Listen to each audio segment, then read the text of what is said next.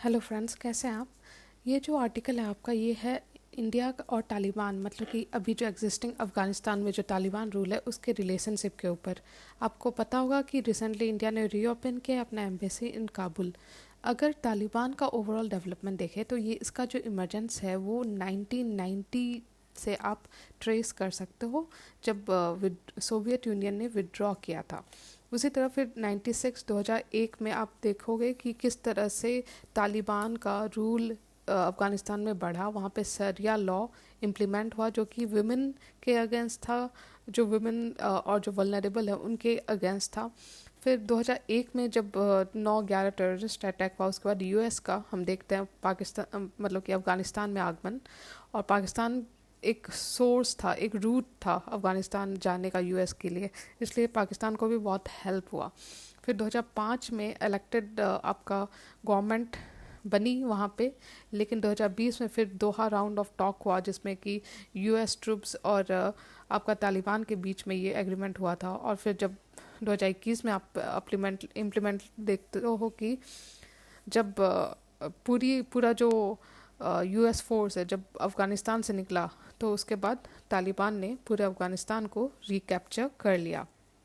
तो इस तरह से हम तालिबान का हिस्ट्री समझ सकते हैं। लेकिन जब हम इंडिया के पर्सपेक्टिव से देखते हैं तो आपको पता है कि पूरा जो रीजन है इंडिया के लिए बहुत ज़्यादा इम्पॉर्टेंट है। तो इसलिए हमें ज़रूरी है कि हम तालिबान के साथ जब रिलेशनशिप का बात करते हैं तो हम कोई वैक्यूम ना छोड़ें, हम कॉन्स्टेंटली उनसे इंगेज करते रहें। और यही इंडिया फॉलो भी कर रहा है कि खुद भी इंगेज कर रहा है, बाकी जो भी लाइक माइंडेड कंट्रीज़ हैं इंडिया के पास, जैसे ईरान हो गया या चाइना, चाइना तो नहीं लेकिन रसिया हो गया, उनके थ्रू तालिबान को अप्रोच कर रहे हैं। 14 नेशन जो है अभी तक काबुल में मिशन खोले हैं इन लास्ट 10 मिनट्स। और देखा गया है कि पाकिस्तान का कहीं ना कहीं इन्फ्लुएंस जो है वो कम है इस बार, ठीक है।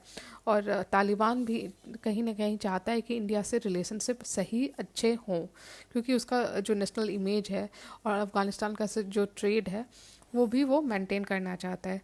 फिर नेक्स्ट है कि तीसरा इशू है नेशनल सिक्योरिटी। देखिए, लास्ट बार हमने यही गलती किया था कि तालिबान से हमने इंगेज नहीं किया, कोई वैक्यूम टोटली बनने दिया, पूरा वैक्यूम। और इसका फ़ायदा जो है पाकिस्तान ने उठाया और अफ़गानिस्तान को यूज़ किया जम्मू कश्मीर में टेररिज्म फैलाने में। और साथ में जो फ्लाइट प्लेन का हाईजैक हुआ था वो फिर वो जो टेररिस्ट ग्रुप्स थे वो अफ़गानिस्तान ले गए थे, आपको पता होगा। तो इंडिया इस बार रियलाइज़ कर रहा है इस बात, और इसलिए अपने नेशनल सिक्योरिटी के पर्सपेक्टिव से भी अफ़गानिस्तान पे ध्यान दे रहा है।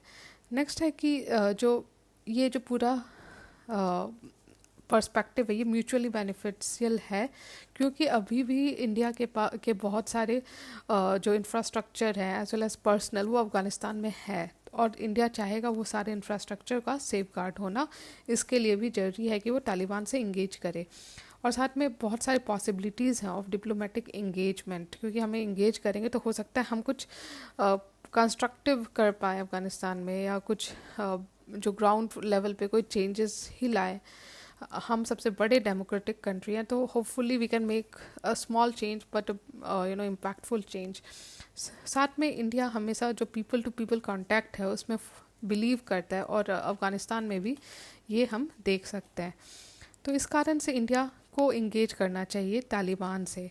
अब जो ऐसा मैंने कहा कि बहुत सारे इन्वेस्टमेंट किए हैं इंडिया ने अफ़गानिस्तान में, जैसे कि आपका वहाँ का जो पार्लियामेंट है वो इंडिया बना रहा था। फिर सलमा डैम, ये अफ़गान इंडिया फ्रेंडशिप डैम नाम दिया था इंडिया ने इसे। फिर जरांज दिलाराम हाईवे, फिर high impact community development projects, ये सारे कुछ प्रोजेक्ट्स हैं जो इंडिया कैरी आउट कर रहा था इन अफ़गानिस्तान।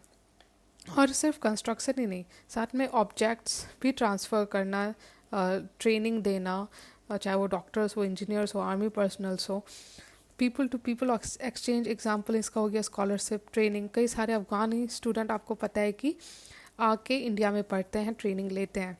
तो ये आप समझ लो इंडिया का जो अफ़गानिस्तान के तरफ जो भी वो इंफ्रास्ट्रक्चर या कंट्रीब्यूशन कर रहा है। लेकिन अगर हम तालिबान से इंगेज करें, जो कि तालिबान एक नॉन डेमोक्रेटिक इंस्टीट्यूशन है, अफ़गानिस्तान में, तो उसका नेगेटिव इम्पैक्ट क्या होगा जो इंडिया को ध्यान रखना चाहिए। पहला कि इनकंसिस्टेंसी आ सकती है इंडिया के पॉलिसी में, मतलब कि अभी तक इंडिया जो बिलीव कर रहा था वो था Afghan led, Afghan owned and Afghan control process, मतलब कि वो पीपल लेड पूरा डेमोक्रेटिक वे से अफ़गानिस्तान में गवर्नमेंट चाहता था। दूसरा कि सिक्योरिटी कंसर्न, देखिए जिस तरह से तालिबान का ग्रोथ है और कहीं ना कहीं एक्सट्रीमिस्ट और मिलिटेंट ग्रुप्स का भी ग्रोथ हुआ है इन अफ़गानिस्तान, ये सारे जो ग्रुप्स हैं इनको पाकिस्तान यूज़ कर सकता है against India in Jammu and Kashmir, ठीक है।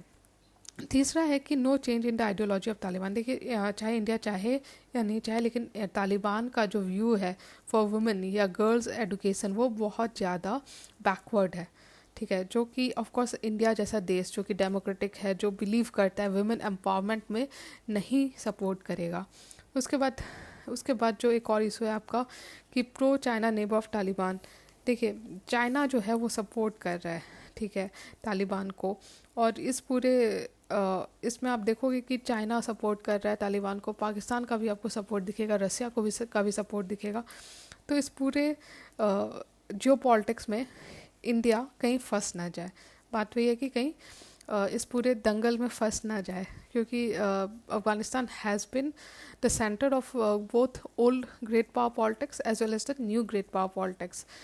और कई बार तो अफ़गानिस्तान को माना जाता है as a graveyard of empires, क्योंकि पहले जब रसिया का भी देखा गया कि वो अफ़गानिस्तान को नहीं कंट्रोल कर पाया, फिर ब्रिटिश ने ट्राई किया, वो भी कंट्रोल नहीं कर पाया, और अब यूएस के साथ भी ऐसा ही देखा जा रहा है। तो वही बात है, वे अहेड में यही होगा कि हमें कांस्टेंट एंगेजमेंट तालिबान की तरफ करते रहना पड़ेगा, इवन दो हम लोग ऑफ कोर्स ट्राई करेंगे कि पॉजिटिवली चीज़ें हो in Afghanistan, but we can't let that vacuum to grow. तो इस तरह से हमने इंडिया तालिबान का जो रिलेशनशिप है, आई होप आपको समझ में आ गया होगा ये पूरा जो टॉपिक है। अगर समझ में आ रहा है, अच्छा लग रहा है वीडियो, तो प्लीज़ लाइक कीजिए और मेरे चैनल को सब्सक्राइब कीजिए। Thank you.